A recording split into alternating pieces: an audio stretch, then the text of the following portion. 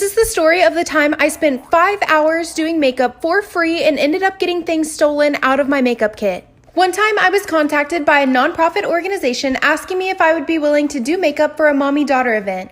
I had worked with this organization in the past and I was super excited to be able to do makeup while helping them out.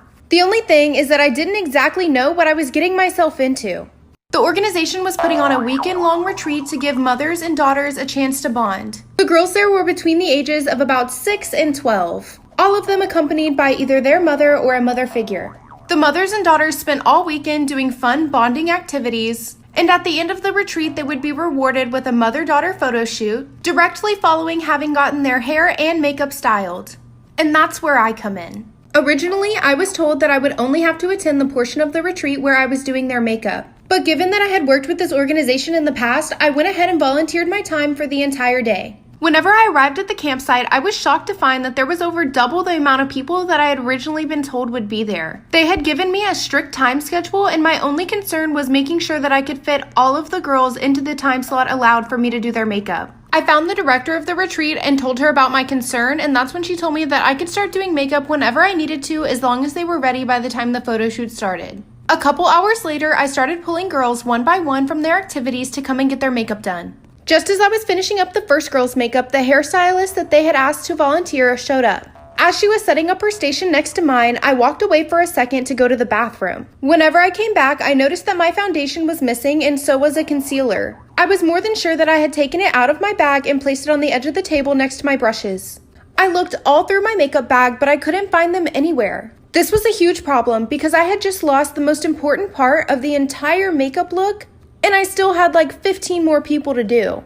After looking through all of my things, I asked the hairstylist if she remembered seeing them on the table when she arrived. She said she remembered seeing them, but whenever I had gone to the bathroom that she went out to her car to grab her hair clips. This left me in a super awkward situation because now I couldn't do anyone else's makeup, and I pretty much had to go around to every single mother and daughter and ask if they had stolen my items. Spoiler alert, I don't know if you know this, but mothers do not react well to somebody saying that their daughter stole something from them.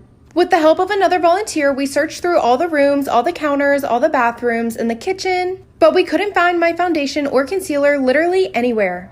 Even though I knew for sure that I had used them on the first girl I did makeup for, I decided to walk out to my car and make sure it hadn't fallen out of my bag. When I came back to my station, there they were sitting on the edge of the table, but someone had definitely messed with my things because there was makeup all over the lid and all over the outside of the bottle. I continued to work on people's makeup for the next couple of hours. No one ever came clean to tell me who touched my makeup, and I never really pursued it because honestly, it just would have been so awkward. You guys, this is why you should always check your food before you eat it. Doesn't matter if it's wrapped, doesn't matter if it's prepackaged, check it. Okay, so I think this happened about a year ago. Me and my sister were visiting a friend's house and we were just waiting to like go somewhere. I think we had just eaten and I was like really in the mood for some dessert. So my friend had like a box of chocolates laying out, kind of like as a centerpiece decoration. And I was like, what's that? She was like, oh, those are some old chocolates. If you want, you can have some. And I was like, oh, really? I was like, yeah, I ain't gonna say no to some chocolate. Yeah, we don't really eat chocolate, go ahead. Grabbed like 3. Gave one of them to my sister, ate one. They were really good. They were like Godiva chocolate. They were delicious. And my sister thought so too. All is normal in the world. For some reason, when I was unwrapping the second one, I don't remember if I had already taken a bite, and I think I did. Inside the chocolate was maggots. Here's like a representation. Unwrap, normal. Ha ha ha ha. I never told her. This is the story of the time I did makeup on a model and she was one of the worst clients I ever had. Before I get into the story time, I just want to introduce y'all to my friend Hallie. I'm going to be doing makeup on her face today instead of mine. And we're going to be doing a purple e-girl inspired look. Okay, now let's get back to the story. This model was actually a close friend of mine a couple years ago, and she had reached out to me as a local makeup artist to have me do her makeup for a special event. The model in question here was one of those girls who didn't really wear any makeup unless it was for a photo shoot or a very special occasion. That being said, she was used to having her makeup done pretty often. She had modeled in multiple magazines and has since then appeared in multiple online and in-store ad campaigns for several big-name brands.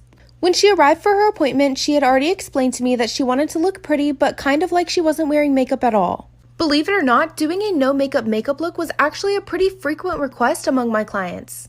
Also, I want you to keep in mind that I had never done this girl's makeup before, and I just kind of assumed that she would be totally used to the entire process since she had gotten her makeup done so many times for photo shoots.